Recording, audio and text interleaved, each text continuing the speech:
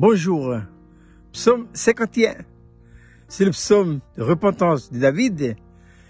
Quand le Seigneur, par la bouche du prophète Nathan, l'a montré sa faute. Et David s'est profondément repenti. C'est le psaume 51 qui dit ceci, psaume 51, versets 5 et 6. David reconnaît. Il ne faut pas cacher un péché lorsque le Saint-Esprit révèle. Il dit ceci, car je reconnais mes transgressions et mon péché est constamment devant moi. J'ai péché contre toi seul et j'ai fait ce qui est mal à tes yeux, en sorte que tu seras juste dans ta sentence, sans reproche dans ton jugement. Voici, je suis né dans l'iniquité et ma mère m'a conçu dans le péché. Voici la mardi matin, le péché. Qu'est-ce que le péché?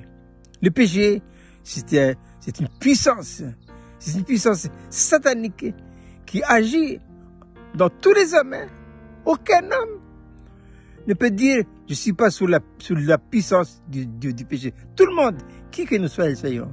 C'est pourquoi personne est en mesure de régler ce problème. Non, c'est pas possible. C'est satanique et diabolique. La seule personne qui a réglé le problème du péché, c'est le Seigneur Jésus-Christ à la croix de Golgotha. Voilà. Depuis le jour où nous sommes nés de nouveau, qu'est-ce qui est passé? Eh bien, le Saint-Esprit est entré en nous. Il est entré en nous parce qu'il nous a convaincus de péché, de justice et de jugement. D'ailleurs, le rôle du Saint-Esprit en nous, dans un premier temps, c'est de nous convaincre de péché. Et cette conviction du péché, ça se passe où en nous? Ça se passe exactement dans notre esprit. Il faut savoir que dans notre esprit, il y a 3 éléments. Il y a la communion, l'intuition et la conscience. Nous recevons dans notre esprit cette conviction du péché dans notre intuition.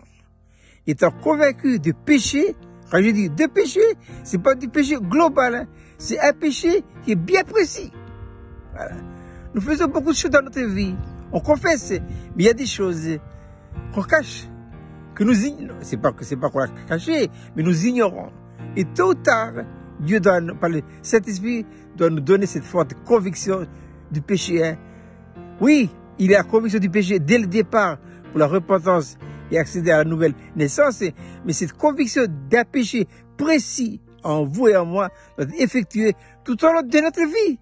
Et oui, et ça, c'est le rôle du Saint-Esprit de mettre le doigt sur un péché que nous avons commis et que nous l'ignorons.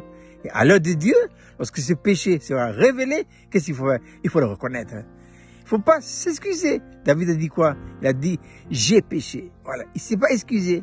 Et ça, c'est important. Le prophète Isaïe, dans le chapitre 6, verset 6, il dira ceci.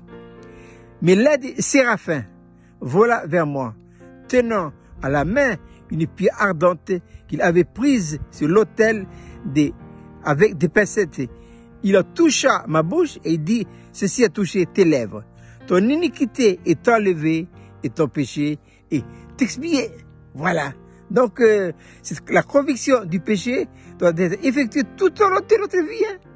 Il y a en nous un handicap considérable qu'on a du mal à voir. Mais seul Dieu voit. Il voit dans chaque recoin de notre cœur des choses que nous avons commis dans le passé, mais nous ignorons. Ne nous inquiétons pas. Si nous gardons cette communion intense avec le Seigneur, eh bien, à son heure à lui, il révélera détail par conviction, un péché. Il va le dégager d'une manière progressive. Hein?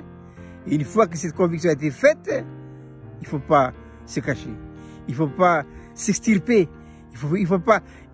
Et qu'est-ce qu'il faut? Il faut le reconnaître. Il dit, oui, Seigneur. Comme dit David dans le psaume 51, je suis cet homme-là. J'ai péché. Et vous verrez qu'au fur et à mesure que vous êtes convaincus, que vous acceptez l'œuvre du Saint-Esprit en vous et la croix, c'est ainsi que petit à petit, nous progressons dans la vie chrétienne. Et cette progression consiste à ce que nous connaissons de mieux en mieux Jésus-Christ comme notre Sauveur, Seigneur et Roi. Je vous souhaite de passer une agréable journée.